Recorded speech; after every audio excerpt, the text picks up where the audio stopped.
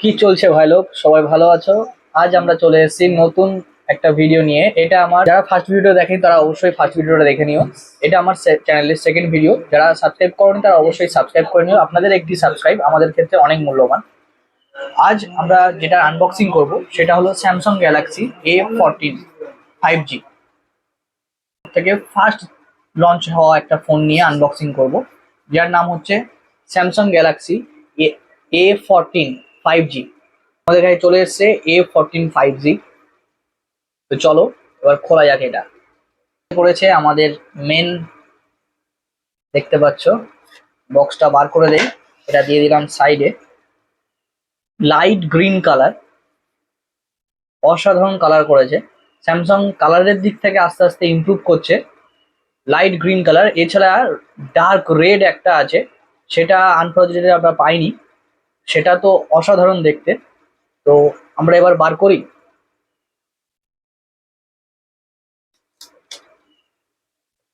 দেখো ভাই, কালারটা অসাধারণ কালার, এবং ফিনিশিংটা দেখতে পাচ্ছ, আওয়াজটা। প্লাস্টিক ব্যাগ আছে। তো বক্সের মেন আমরা প্রোডাক্টটা পেয়ে গেছি। এবার তার সাথে দেখা যাক বক্সে আর কি কি দিয়েছে। একটা খালি কাগজ, কোনো কাজের নয়। দেন এর ভেতরে কিছু একটা আছে। আচ্ছা, বাইরে এটা রয়েছে কাঠি করার জন্য। অ্যান্ড ভেতরে, ও ভাই সাব, অ্যাপেল অ্যাপেল ফিলিংস আসছে ভাই। Type C to type C, and কোনো চার্জার নেই ভাই। এর প্রাইস, এটা 6128 জিবির ভেরিয়েন্ট আছে, 6128। এর 4128ও রয়েছে অ্যান্ড 8128ও রয়েছে। এই যে সেগমেন্টটা আছে 6128, এর প্রাইস আছে 18,000 টাকার ফোনে। এক্সপেকটেশন থাকে একটা চার্জার অন্তত দিক, সেটা দেয়নি স্যামসাং, কেন জানি না। তো যাই হোক, নেই যেটা নেই। এর জন্য একটা চার্জার কিনতে যাই তাহলে কিন্তু 1100 থেকে 1200 টাকা আমাকে পে করতে হবে এক্সট্রা। কোম্পানি কিন্তু দিচ্ছে না। কোম্পানির ভাই ভালো মাইন্ড, কিন্তু কোম্পানির বেশ ভালো। ফোন কিনবে, ফোনের সাথে এক্সট্রা আলাদাভাবে চার্জার কেন, সেখান থেকেও কোম্পানি ইনকাম করবে। ফোন থেকে তো ইনকাম করছে, চার্জার ভাই আলাদা কেন, আলাদা একটা ইনকাম কোম্পানির আসবে। যাই হোক, তো আমরা ফোনের দিকে আসি। ফোনটা একটু হেভি আছে, প্রায় 200 গ্রাম ওয়েট আছে, এবং একটু যেরকম অন্যান্য ফোন যেরকম পাতলা হয় সেটা কিন্তু নয়। এটার থিকনেসটা কিন্তু যথেষ্ট রয়েছে, 9 mm থিকনেস রয়েছে। যথেষ্ট, একটু বলবো বাল্কি বা একটু মোটা টাইপের রয়েছে।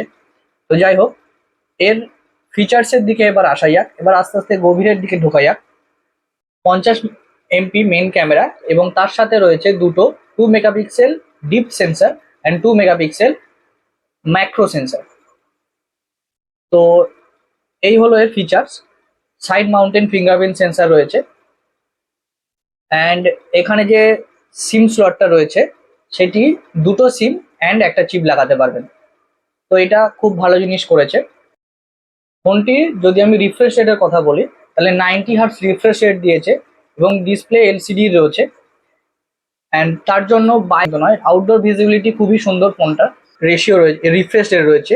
যদি আমি স্ক্রিনটা যথেষ্ট স্মুথ ফিল আছে, খুব কুইক কিন্তু খুলে যাচ্ছে। যদি SMS খুলে দেখুন, খুব কুইক কিন্তু খুলে যাচ্ছে। কলের কথা বলি, খুব কুইক।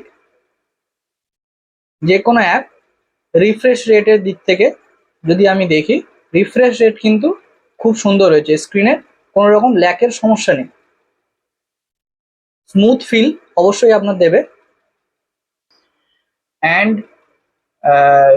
যে প্রসেসরের ভেতরে ইউজ করেছে স্যামসাং, 1350 এক্সিনোস, তাদের নিজস্ব চিপসেট এক্সিনোস 1350, যেটি 5nm চিপসেট।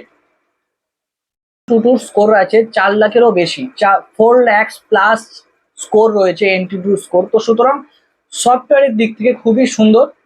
মানে অনেক হাই লেভেলের গেম টেম আরামসে আপনি খেলতে পারেন। গেম নিয়ে কোনো অসুবিধা হবে না। প্রসেসর খুব হাই প্রসেসর রয়েছে, সেদিক দিয়ে স্যামসাং খুব সুন্দর।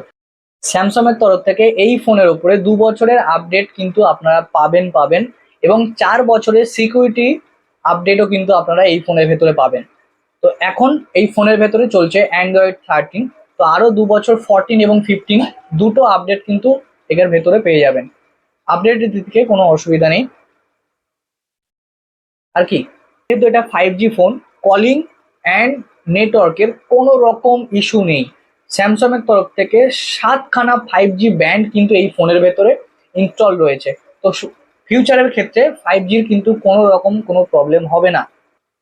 15,000 টাকা 464, 6 128 ভেরিয়েন্টে গেলে আপনার পড়বে 18, অ্যান্ড যদি 8 128-এ যান সেই ভেরিয়েন্টের দাম পড়বে 20,000 টাকা। বাজেটের দিক থেকে আমরা যদি ধরি তাহলে 15,000 টাকায় আরো বেটার কিছু আশা করা যেত, পেয়ে যাবেন। যদি আমি নেগেটিভ দিকের কথা বলি, ভ্যালু ফর মানি ফোন কিন্তু এটা নয়। This is my opinion. Value for money phone নয় এটা। অ্যান্ড ক্যামেরা অসাম করেছে, ডিসপ্লে অসাম করেছে, বাট ফোনটা একটু মোটা and the heavy weight feel হতে পারে, অ্যান্ড স্ক্রিনে ধরার ক্ষেত্রে যাদের ছোট হাত তাদের কিন্তু অসুবিধা হতে পারে। এইগুলো হলো নেগেটিভ দিক।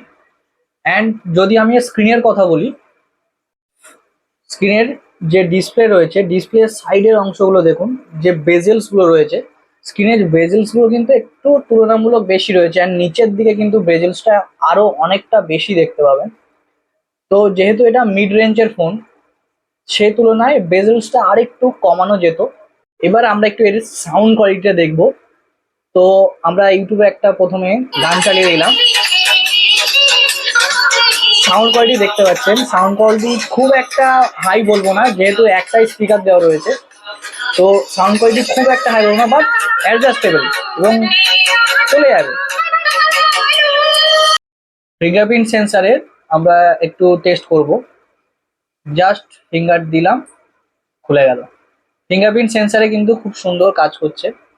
জাস্ট অফ করলাম, খুলে গেল। অসাধারণ ফিঙ্গারপ্রিন্ট সেন্সার কাজ করছে, সেদিক দিয়ে কোনো অসুবিধা নেই।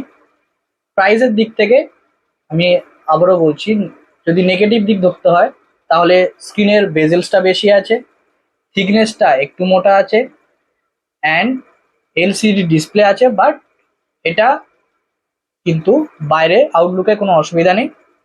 প্রাইসটা একটু বেশি আছে, আর কোনো সমস্যা নেই।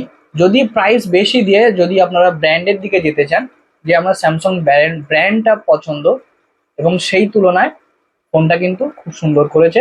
যদি ব্র্যান্ডের দিক দিয়ে যেতে চান তাহলে নিতে পারেন অবশ্যই, কিন্তু ভ্যালু ফর মানি নয়, ফর মাই ওপিনিয়ন। ভিডিওটা আজকে আমরা এখানেই শেষ করছি, দেখা হচ্ছে পরের ভিডিওতে, সাথে থাকুন।